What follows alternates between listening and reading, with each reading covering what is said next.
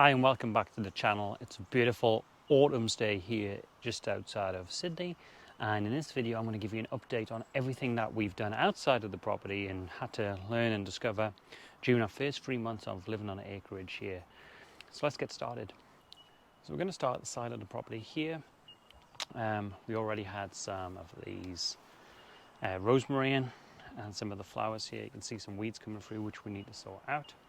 But one of the first things that we did when we moved in, the big job, was to install this, which is an air conditioning unit. The house only had fans for ventilation, and then we had a couple of days that was pushing on to 40 degrees heat, and we decided that long term we're going to need air conditioning in anyway.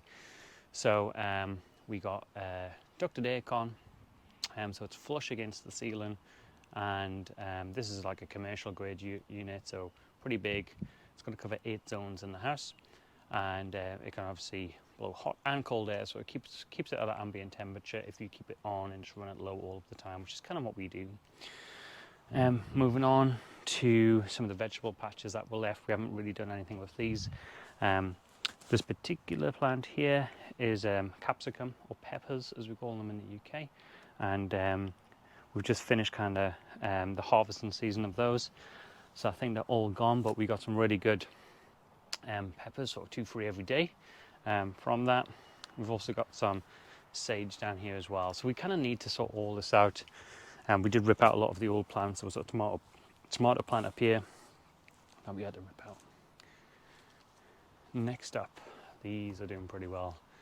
Chilies, so this plant was in here, pretty hardy. Good climate for them to grow in. This is north facing, this garden. Loads of chilies. I probably need to pick some off here because they're starting to die out. And there was a tomato plant in there, like I said, that we got rid of. So down here you'll see this temporary mesh fence here, and you can also see a cat spying on us in there. Look at. So temporary fence. You can see at the other side, very quick just to put in that to use this as a dog area so the dog can come out, because our dog will escape if we don't have a fence. It'll just run away. So that's this kind of top area of the house and the gardens around here, and we'll have a look at the other bits and pieces next.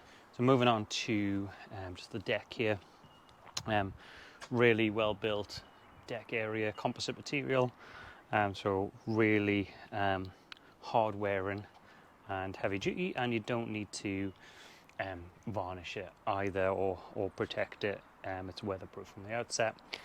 This here is a big hot tub / swim spa, which is why it's so big, so you can actually swim against a jet of water on this side. It doesn't actually work that great, we found, but hot tub, we use it quite a lot. You can't use chlorine in these, you have to use an equivalent. Specially designed for hot tubs, otherwise you'll damage the filters, so we had to find out a little bit about how to maintain it, keep on top of it in terms of the sanitizing and temperature. So this runs up to about 39 degrees, so through the winter when it's cold it's great. But we had a pool in our last place which we tended to use quite a lot, certainly through summer, but not a lot during winter, just because it's too cold and you kind of didn't really want to go in there. I think we'll get more use year round out of the hot tub. Whilst we're up here, I'll show you the next project that's going on. So this piece of the garden is going to be a vegetable kind of patch, vegetables and fruit. We've got 3 raised beds here. We've leveled them out, so the neighbour kindly leveled them out for me with his excavator, with his digger. We've put this weed mat down for now. The next job is to get the gravel and put some gravel down, and then put a proper border around it so the gravel doesn't kind of roll away down the hill. So then we're going to obviously get those filled with soil and then plant it properly, and later this year we'll be planting some vegetables and some fruit in there and see how we get on. Moving around the side of the house then, you will see behind me a rainwater tank, one here, and around the corner here we've got another one here. Now these rain tanks, they supply water for the laundry and the toilet. If they actually run dry at any point, there's a little switch that you can switch over and you flick it on to what's called here town water, which is essentially your mains water supply. So not all acreages in Australia have town water available to them for anything. A lot of them are running off rainwater tanks as I understand it. So to have town water available and then optional for to switch from the rainwater tanks is a good thing. Around here then, massive clothesline, which we may need to look at moving because it's the first thing that you see when you drive up the drive to the house. And obviously, if you don't want to be airing your dirty laundry in public, as they say, so you might want to reposition that in the future, and I'll come to some of the work that we're doing in terms of working with landscape architects to kind of redesign some of that, either in this episode or a separate one. But yeah, we might move that round into here and create like an outdoor utility space. That's one idea that we're working with at the moment. Okay, on to the top garden, the top paddock here, and you will see we have one of the rider mowers. Broke down yesterday when I was mowing. Can't exactly see what's wrong with it, but it won't drive. The drive belts are all on, which I checked as well. This bit is notoriously quite hard to get off because of the elevation. So if the grass is a little bit wet, it's really tricky at the best of times to get it off here. So I've left it there overnight, with the sun out today. No rain overnight, thankfully. This should be dry. I'm going to give it a go and see if we can get that moved off. But I inherited these with the house. They're both in desperate need of a service. I got one here, one in the garage downstairs, which won't even start.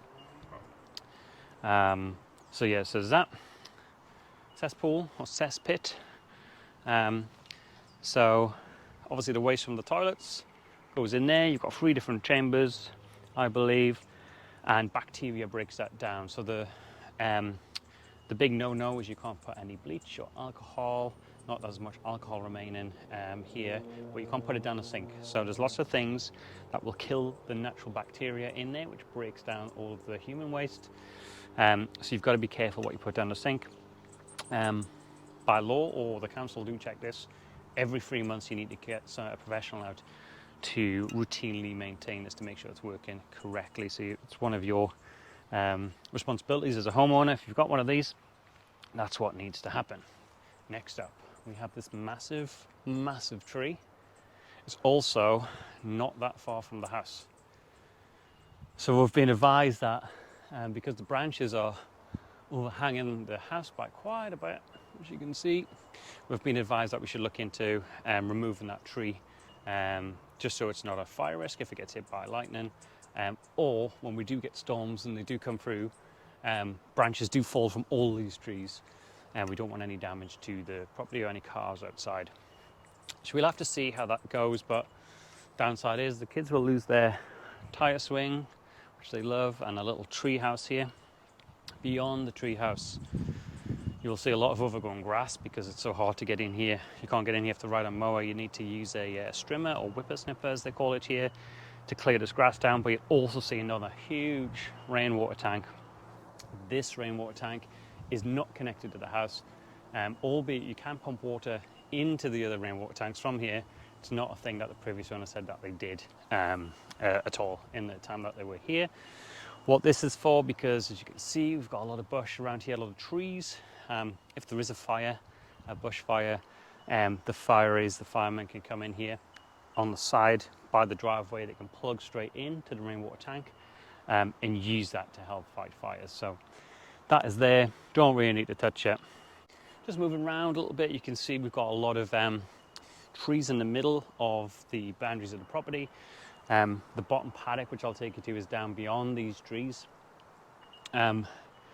But it's quite nice to have these trees here. It does create some shade and keeps all of the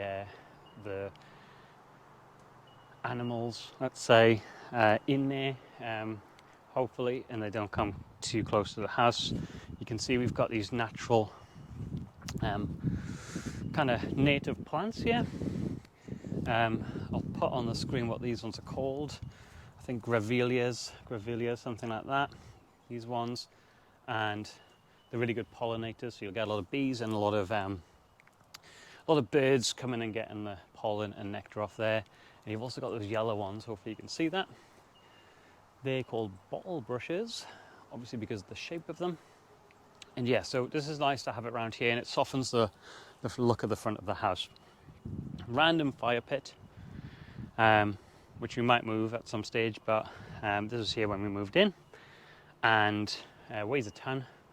So leaving it there for now. You can see we have had a couple of fires in there recently at night. Kids enjoy that. So I managed to get the mower going. Don't know what's happening. I tried to put the blades on and then I cut out again. So we'll leave the blades off. No need to finish off this last little bit here. We'll use that to head down to the bottom paddock next.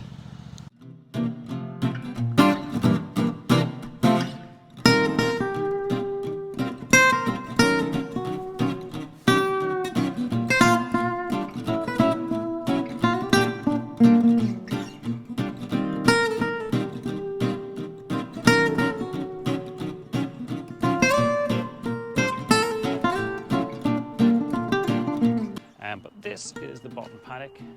It's beautiful, but it's on a floodplain, so you can't build anything on here. If you look over here, where we've got all these kind of weeds and so on, this is where the little river runs through. It's literally just beneath those green trees. You might be able to see all those green weeds just behind there. But beautiful area, lovely view. It's just such a shame that we can't use it now. There's all this mud and soil here at the moment beneath these leaves, which have fell off this amazing tree, which is starting to turn autumnal colours from red to yellow through to green at this end. Must be because of the sunlight and how much sun this tree gets at the moment. But thankfully my neighbour owns an excavation company, and what we've done here is try to level off the elevation. So before there was a big kind of dip around the tree where water, after a big rainfall, pools and sits there underneath the tree and doesn't run off into the water. So all through the winter then, even though we haven't been here for the winter, it's all kind of soggy for that period of time. So we've put 20 truckloads of soil on here because just so we can level it out a bit, and so hopefully we can get the water to run off down into there. So we'll see how that goes throughout this coming winter. Leading back up to the house, not a lot we can do there at the moment, so that's not a priority. But as I just come beyond the tree, over the leaves, you'll notice the footbridge. And this is the one that I took the ride on mower over the other week on the first video. And this is actually where a wallaby lives. A swamp wallaby often comes here because of the water. There's quite a lot of wildlife and animals around here, so the wallaby's okay, pretty good. Often hides in the bushes over here, and if you're lucky you get a glimpse of him every now and again. Other than that though, we've got this other bit of the paddock down here, and not a lot we can do for it again because of the floodplain, but it's such a beautiful space.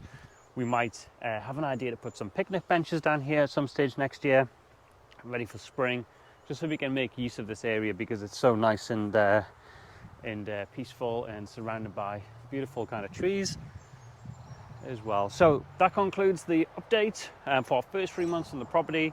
Hope that was useful, hope it was interesting. We'll always go into some of the detail around the landscape architect stuff that we're starting to look into, and I'll give you some information around some of the plans that we've got for the house over the next few years.